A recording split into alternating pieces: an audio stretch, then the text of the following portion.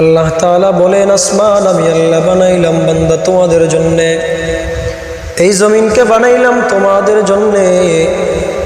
এত কিছু অট্টালিকা দেওয়ার পরেও বান্দা কেন তোমরা আমি রবকে ভুলে গেলা? আল্লাহ রাব্বুল আলামিন বলেন, আসমান তোমাদের জন্য আমি আল্লাহ ছাদ স্বরূপ বানাইলাম, আর জমিনকে আমি আল্লাহ তোমাদের জন্য বিছানা স্বরূপ বানাইলাম। খাবারের জন্য গাছে ফল দিলাম, পানির জন্য নদী নালা দিলাম। এত অট্টালিকা আমি আল্লাহ দেওয়ার পরেও বান্দা কেন তোমরা আমি কারিম রবকে ভুলে গেলাম? আল্লাহ রাব্বুল আলামিন কোরআনে হাকিমের ভিতরে ঘোষণা দিয়ে বলতেছেন, ইয়া আইয়ুহাল ইনসান মা গররাকা বিরব্বিকাল কারীম। বান্দা দুনিয়াতে এমন কোন জিনিস পাইলা, এমন কি পাইলা যেই জিনিসের কারণে আমি কারিম রবকে বান্দা তোমরা ভুলে গেলা? এরে বান্দা, আল্লাহ রাব্বুল আলামিন প্রতিদিন 5 বেলা আপনাকে আমাকে ডাক দেয়।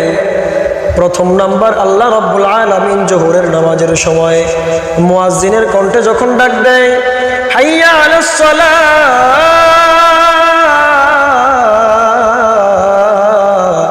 হাইয়া আলাল ফালাহ। আল্লাহ রাব্বুল আলামিন মুয়াজ্জিনের কণ্ঠে ডাক দিয়ে বলে, বান্দা এসো নামাজের জন্য, এসো কল্যাণের জন্য এসো। ও বান্দা এসো নামাজের জন্য, এসো কল্যাণের জন্য এসো। কিন্তু বান্দা যখন তোমাকে আমাকে জোহরের নামাজে না পাওয়া যায়, আল্লাহ রাব্বুল আলামিনের ফেরেশতাগুলো আল্লাহকে ডাক দিয়া বলতেছেন, আল্লাহ খাতা কলম রেডি আছে, অনুমতি দেও, হিসাব নিকাশ এখন থেকে শুরু করব।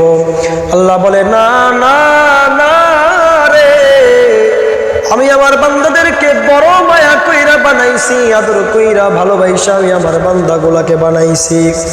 আমার বান্দাগুলা জাহান্নামে যাবে, আমি কারিম রব এগুলা সহ্য করতে পারবো না রে ফেরেশতা। ও ফেরেশতা একটু সময় দেও, সামনে আসরের নামাজের সময়। আমার বান্দা জোহরে আসে নাই তো কি হয়েছে, আমার বান্দা আসরের নামাজের সময় আসবে। আসরের নামাজের সময় হয়ে গেল, বান্দা তোমার আমার কোনো খবর নাই। ও যুবক, এখনো তুমি ঘুমে ব্যস্ত, বৃদ্ধ বাবাজি এখনো ক্ষেতের কাজে লিপ্ত। আসরের আজানের সময় মুয়াজ্জিনের কণ্ঠে আল্লাহ আবার ডাক দিয়ে বলে, হাইয়া আলাস সালাহ, হাইয়া আলাল ফালাহ। এরপরেও বান্দা তোমাকে আমাকে মসজিদের ভিতরে পাওয়া যায় না। আল্লাহর ফেরেশতাগুলো আল্লাহকে ডাক দিয়া বলে, আল্লাহ অনুমতি দেও, হিসাব নিকাশ শুরু করি। আল্লাহ বলে, না না রে, আমি আমার বান্দাগুলাকে বড় ভালোবাসা মুহাব্বত কইরা আদর কইরা বানাইলাম। আমার বান্দারা জাহান্নামে যাবে, এটা আমি আল্লাহ কোনোদিন সহ্য করতে পারবো না। আল্লাহ বলে, ফেরেশতারা রে আরেকটু সময় দাও, মাগরিবের নামাজের সময় হয়তো আসবে। মাগরিবের নামাজের সময় হয়ে যায়, ও বান্দা মসজিদের সামনে দিয়ে কানে হেডফোন লাগাইয়া যাও, কিন্তু নামাজের জন্য আসো না। নামাজের সময় শেষ, ফেরেশতাগুলো আবার আল্লাহকে ডাক দেয়া বলে, আল্লাহ এবার অনুমতি দেও, হিসাব লেখা শুরু করি। আল্লাহ বলে, না না ও ফেরেশতার দল, আমি আমার বান্দাদেরকে বড় ভালোবাসা মায়া কইরা আদর কইরা বানাইছি। আমার বান্দাদেরকে জাহান্নাম আমি দিতে চাই না, আমার বান্দার জন্য জান্নাত বানাইছি। ও ফেরেশতার দল একটু সময় দেও, হয়তো এশারের নামাজের সময় আমার বান্দাগুলো আমি আল্লাহর কুদরতি কদমে সিজদায় লুটে পড়বে। কিন্তু আবার এশার নামাজের সময় হইল, আবার আল্লাহ রাব্বুল আলামিন মুয়াজ্জিনের কণ্ঠে ডাক দিয়ে বললে, হাইয়া আলাস সালাহ, হাইয়া আলাল ফালাহ। মুয়াজ্জিনের কণ্ঠে যখন ডাক দিয়ে আবার বলে, এসো বান্দা নামাজের জন্য এসো, কল্যাণের জন্য এসো। এরপরেও বান্দা নামাজের জন্য আসি না। আল্লাহর ফেরেশতাগুলা ডাক দিয়ে বলে, আল্লাহ জোহরের নামাজের সময় গেল, আসরের নামাজের সময় গেল, মাগরিবের সময় গেল, এশারের সময়ও গেল, 4 ওয়াক্ত সময় চলে গেল, আসলো না। এবার অনুমতি দেও, হিসাব লেখা শুরু করব। আল্লাহ বলে না, ও ফেরেশতার দল, আরেকটা সুযোগ দে রে, আমার বান্দাগুলাকে আরেকটা সুযোগ দেও, দেখি আমার বান্দাগুলা আমার কুদরতি কদমে সেজদা দেওয়ার জন্য আসে কিনা।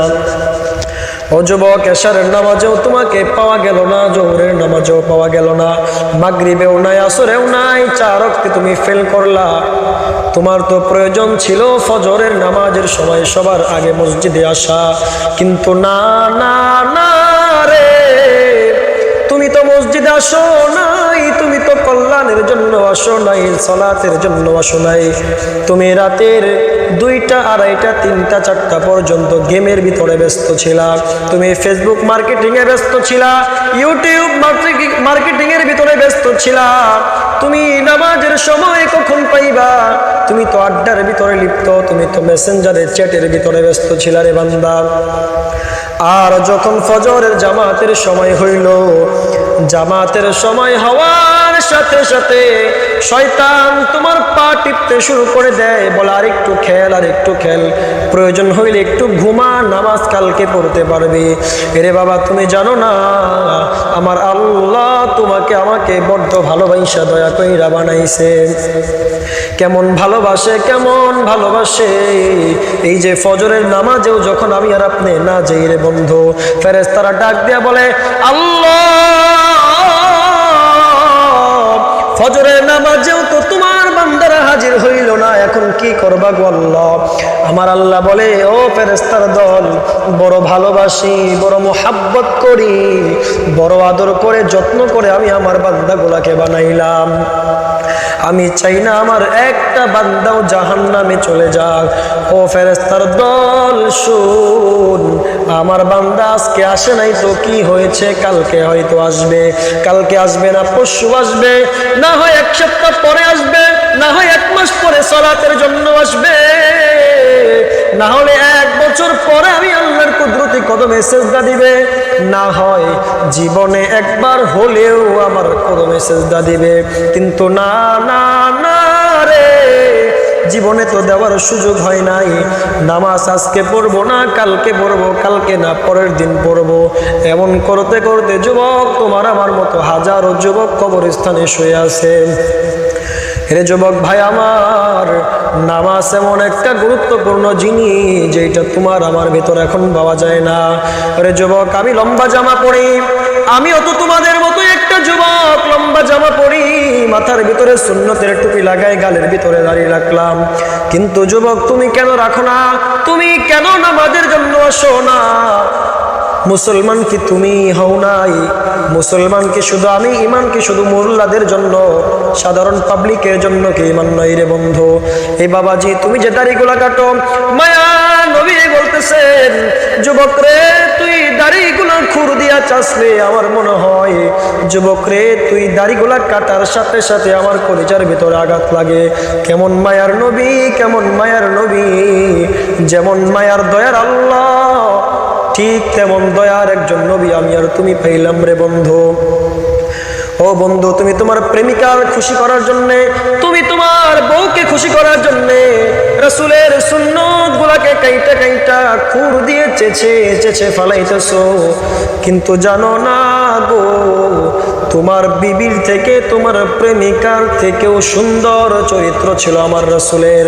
আমার আল্লাহ কোরআনে হাকিমের ভিতরে বলতেছেন, ইন্নাকা লাআলা খুলুকিন আযীম, নিশ্চয় আমি আমার রাসূলকে সুন্দর চরিত্রের অধিকারী বানাইলাম। এরে মুসলমান ভাই আমার, মানিকগঞ্জের মুসলমান, তোমার প্রেমিকা কত সুন্দর, তোমার দলের লিডার কত সুন্দর, তোমার অফিসের বস কত সুন্দর, তার থেকে হাজার গুণ বেশি সুন্দর আমার রাসূল।